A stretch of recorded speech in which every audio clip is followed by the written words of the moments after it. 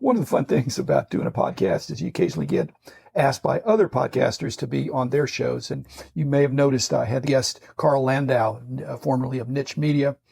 And he asked me to be on his podcast, which is actually entitled I Used to Be Somebody. It's a little bit longer format, and you can go listen to his podcast. That a little of it was about sports card insight. So I've extracted a few of the passages that Carl and I had, which was very enjoyable. He's asking me questions because it's his show.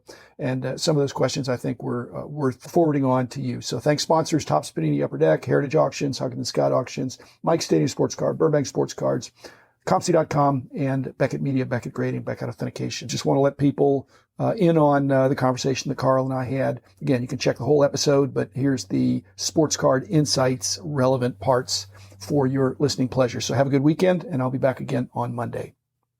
And here it is. Dr. Beckett, what was the worst job you ever had? I worked on a garbage truck when I was in high school. Oh. Miserable. Anything is up from there, not just in the smell. It's just beyond description. Occasionally, there are some jobs that are so odious that it doesn't matter who you're working with. It just stinks. Honestly, if you didn't have bad jobs at the beginning, you can't appreciate the good jobs later. When I owned my own company, I really didn't like having the first time they had a professional job and they think we ran things pretty well. And sometimes you were unappreciated because they hadn't had a bad job yet. We had tons of those. A lot of people we hired right out of school, first job, and they just expected but the joke was on them because when they went to work for some other company, they found out what real life was like. Your personal background, where did you grow up? I grew up in the Midwest. I lived in 18 houses in my first 18 years. My dad was corporate executive as well as in the military as an officer.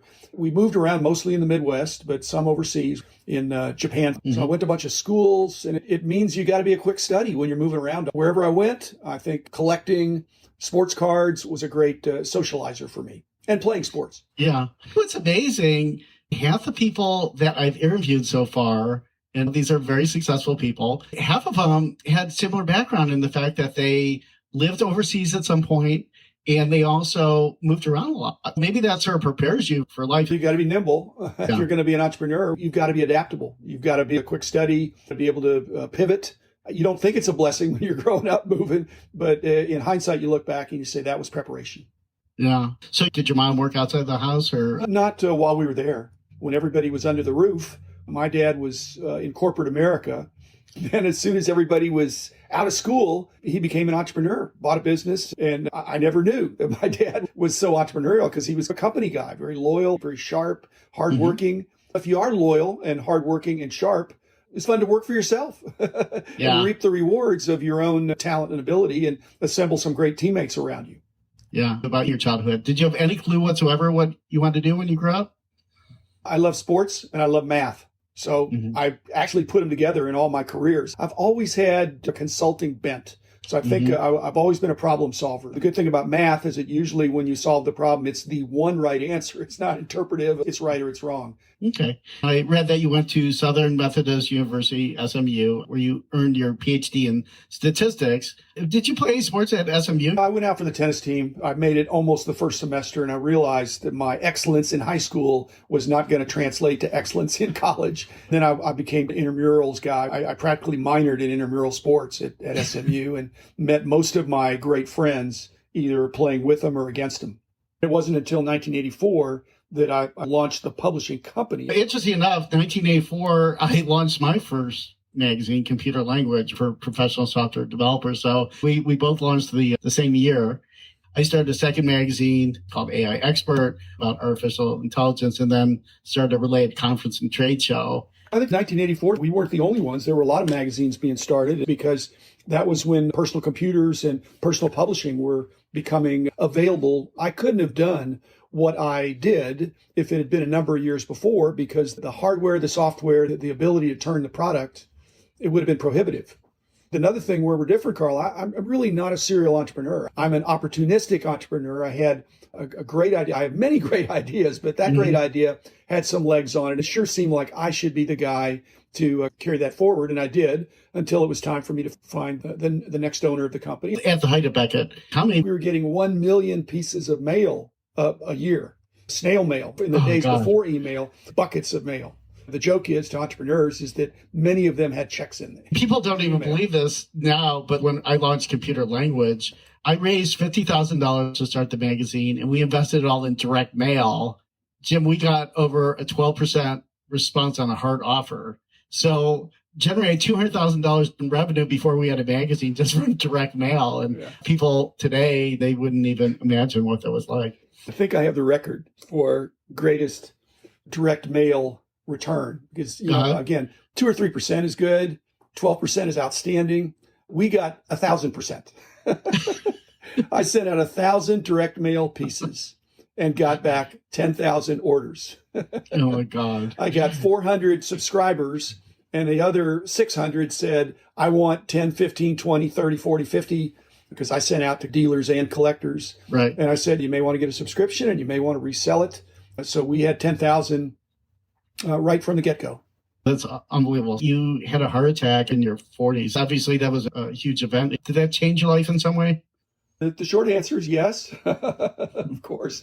I never really came back from it in the day-to-day sense. It kicked me upstairs into more of an executive role in my company, which I didn't really enjoy as much. I was more hands-on. Since I bootstrapped, I had done virtually every job in the company, and I loved interacting with the people and what they were doing. After my heart attack, it just seemed like I needed to get some control of my schedule and to work on my health. That meant I think I became a better delegator. But the price was I really wasn't as tuned into what was going on in every cubicle in our company. For me, that wasn't as much fun. You fast forward a few years and I'm thinking, I never thought I would sell because what would I do? It had my name on it. I thought, I came back from a heart attack and I don't think it's for the purpose of building a bigger company. The company was already plenty big. I've never had goals. I'm more directional. I want to go in the right direction and keep moving in the right direction. So I've done that. But it just seemed like it was time for me to sell. So anyway, you sold it for a lot of money. How did that change your life? It didn't change it as much financially as it did margin. Actually, I had financial margin before. I was actually in good shape before I started the company because I had lucrative jobs and did well. So it wasn't money motivated, but the money is how you keep score when you sell the company and you take that money and you do something else with it.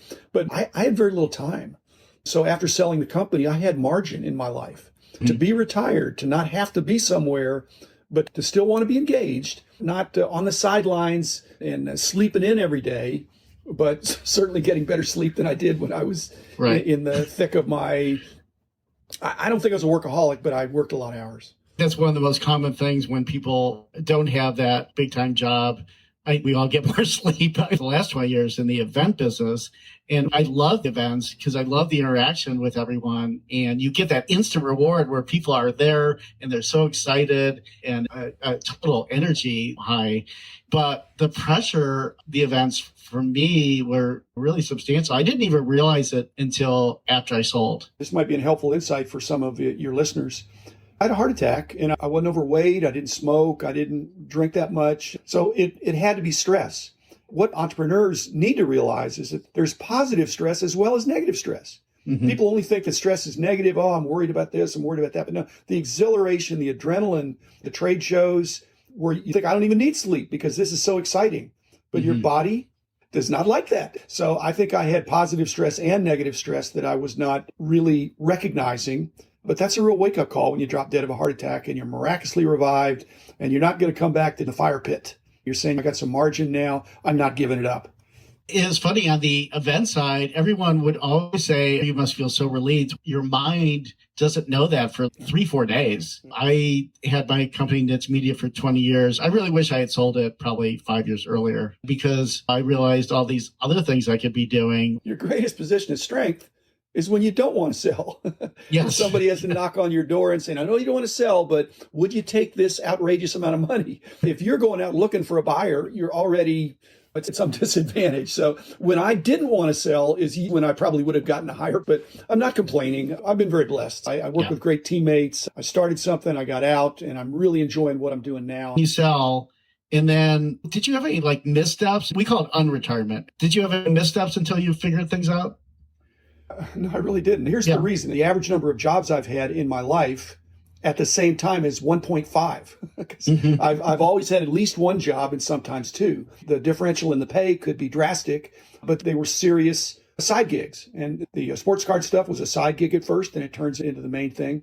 Toward the end of that, I started what was a side gig and was my main thing for a while, and that was pro bono consulting. There were a lot of organizations, individuals, leaders, future leaders that needed some unbiased perspective. They might be stuck. They're thinking about something, and to give them a place where they could come when somebody was not trying to engage them for a long-term consulting assignment, but would give them a fresh, honest perspective. I have no axe to grind, except I want my friends to prosper. I had started that at least 10 years before I sold the company. I was doing a couple hundred meetings a year of pro bono consulting. So I had a big network, and I'd bring in my peers to help.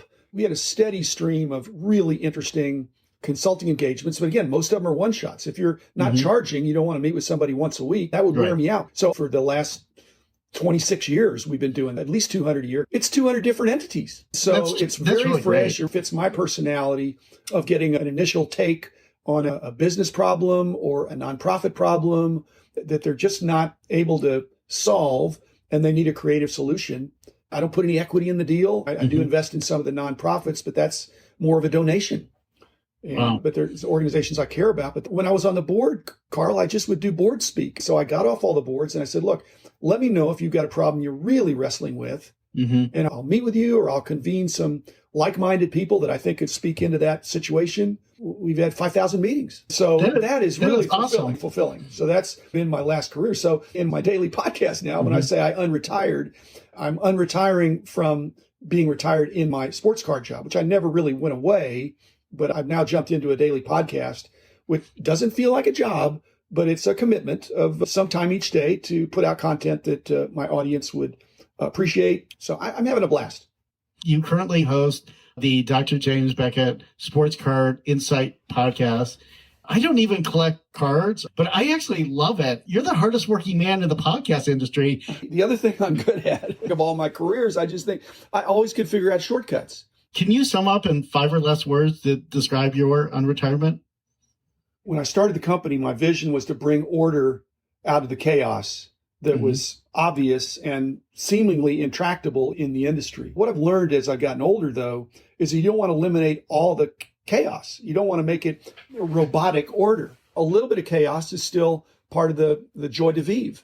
When you're at this stage of life, you'd like to leave the world in better shape. I don't know that we're doing a good job of that, but better shape than when you got there. The parts of the world where you have fingerprints, you'd like to make a positive impact. That's why I'm doing the podcast. I can influence the influencers in my industry through my podcast, and I'll feel good about that.